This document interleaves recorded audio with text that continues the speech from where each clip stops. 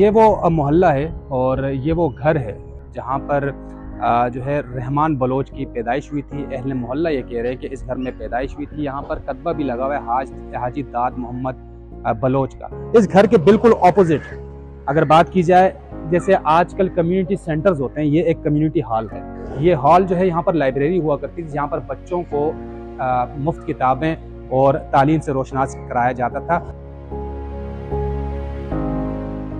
और ये वो मकाम है जहाँ पर एक दरबार लगता था, लोगों के मसाइल सुना करते थे। यहाँ पर स्कूल बनाया गया इनकी जानिब से।